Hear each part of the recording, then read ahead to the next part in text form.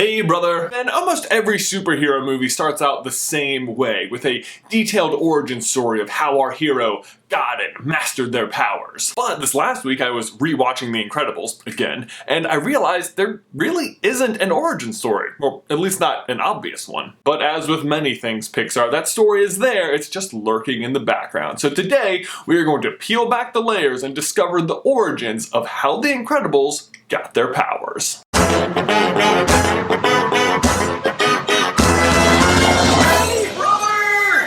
I love The Incredibles, but one thing about it has always bothered me, that at the beginning, after the supers are forced into hiding, nothing bad really happens. In the opening scene, we see them fighting crime left and right. They almost just flow into each other. You'd think without the supers, it would be absolute chaos and the villains would just immediately take over the world, right? But no, nothing happens. And do you know why? Because the supers were not needed in the first place. They are absolute overkill, like bringing a gun to a pillow fight. Of course, when you're fighting the entire criminal world, that's kind of a good thing. That's the position you want to be in, just absolute victory. But could you get the job done without them? I'm gonna say yes, based on the 15 years of relative peace after the supers retire. But heck, if you have access to these super soldiers who are bright and flashy and marketable and make you look good, why not use them? Okay, but then who's using the supers, you might ask? And that is the correct question, because I believe the people using the supers are the same people who created the supers.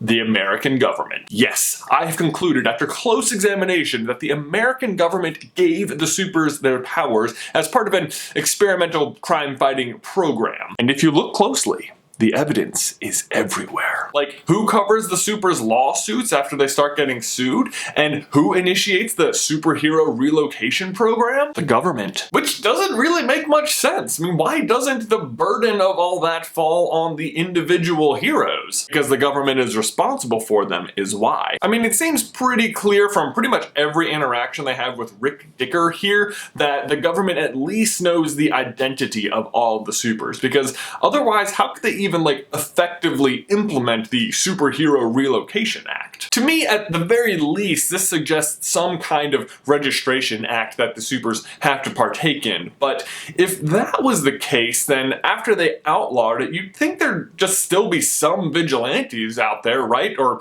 heck, even more likely, super villains. In fact, let's talk about super villains, or really more the lack thereof, because in this movie, there are none. I mean, Syndrome, the Underminer, Bon Voyage, yes, they're all threatening in fantastic ways, but none of them are technically super. Frozone reminisces about someone named Baron von Ruthless, but there's no indication in that story that he was actually super. Heck, we even get a montage of supers dying in cape-related fiascos, but in none of those scenes are the supers actually fighting villains, much less anybody super. Sorry, but if you ask me, the reason there are no super villains in this movie, and the reason no super villains rise to power in the absence of the supers, is because the only way to become super is to be given your powers by the good guys. That's why only the good guys have superpowers. Ah, but then what about Violet and Dash and Jack-Jack? Why do they have superpowers? Well, my theory on that is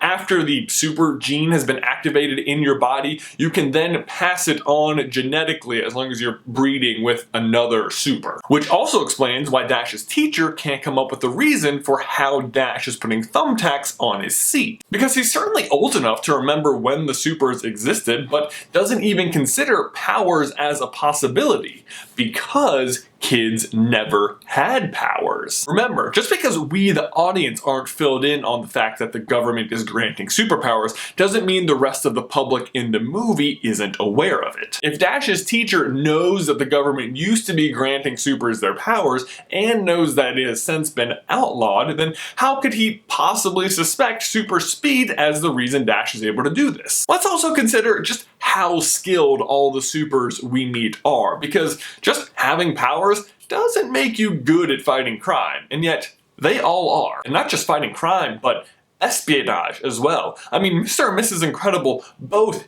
easily infiltrate Syndrome's heavily guarded base, and heck, they even recognize the same weak spot. the monorail system. Mrs. Incredible knows to hide the bodies after she's knocked them out. Mr. Incredible easily hacks into Syndrome's computer system, and possibly most glaring of all, Mrs. Incredible is able to expertly pilot a jet, perform evasive maneuvers, use proper military jargon on the radio, and then after they crash, recognize the signs of short-range land-based missiles. Nope, sorry, none of that. None of that is self-taught, winging it business. That is all the result of high-level training. Clearly, when you were given a power, it was purposeful and came with a lot of training and expectations. Surely if powers were just naturally occurring, other people in the real world would have them, and they would probably even be able to use them in productive ways that were not so anti-crime oriented. But you don't see that because the government is the one giving them out, and they're giving them out with a purpose: to fight crime. And my guess is that after the idea turned south for them, they just abandoned the project altogether. Well, maybe not altogether, but we'll come back to that. This also explains why, if you believe in the greater Pixar universe, which of course I do, why you don't see any supers in any other movies or time periods. Instead, you see the after effects of the Incredibles' return to glory in the form of marketing, i.e. comic books in Finding Nemo and underwear in Ratatouille. But back to the government abandoning powers. Just because they abandon the idea of natural superpowers doesn't mean they give up on the idea altogether. After all, isn't there a character in the movie who is inventing technological replacements for superpowers and claims to be funded by various countries' governments? That's right, it is time to double down on the conspiracy, because not only am I saying that the government created the supers, but also that they funded Syndrome. Now, I'm not saying the government intentionally funded the genocide of all the other supers that they created, or had anything to do with all the other black market dealings Syndrome seems to have with these other countries. Just that maybe they empowered and employed an extremely dangerous individual who immediately went rogue on them. After all, Mirage does say we work for a top secret branch of the government, which we assume is a lie after the fact. But then how do you explain Rick Dicker saying we frozen all of Syndrome's accounts immediately after the battle with the Omnidroid, like on the drive home? How, Rick? How did you freeze the assets of this off-the-grid villain who lives on an uncharted island? Unless you were the one funding him. Man, I am telling you, these theories are not always super easy to come up with, but I am feeling really good about this one. I mean, you can't just like make up a conspiracy about anything. Jay, hey, sorry to interrupt, but I'm gonna have to disagree with you here. Waiter? What are you doing here? How did you get in my video? Not important. What is important is that you can make a conspiracy about anything. In fact, I just made a video about it. Are you a clone? No, I am not conspiracy clone. Aha! I didn't say conspiracy clone. Yeah, no, me neither, because I'm the real Wheezy Waiter and not conspiracy clone. That's conspiracy clone, see? Oh, right, yeah, sure. Look, I'm still not quite sure how you got here, not conspiracy clone, so why don't you tell me what it is you're not conspiring to do? Nothing. I totally don't want people to go watch my video, which features you in it, telling people to go watch this video, which features me in it, telling people to go watch your video, trapping people in an endless loop. I would never do that. No, I wouldn't do that either. I would not suggest people would just go watch this video that I'm in, nor would I just put the thumbnail up here and leave it on the screen for like 10 seconds so people can click on it and go see me in this video. I wouldn't do that. Oh, and by the way, I'm wearing some really cool socks right now. Yeah. Smell good.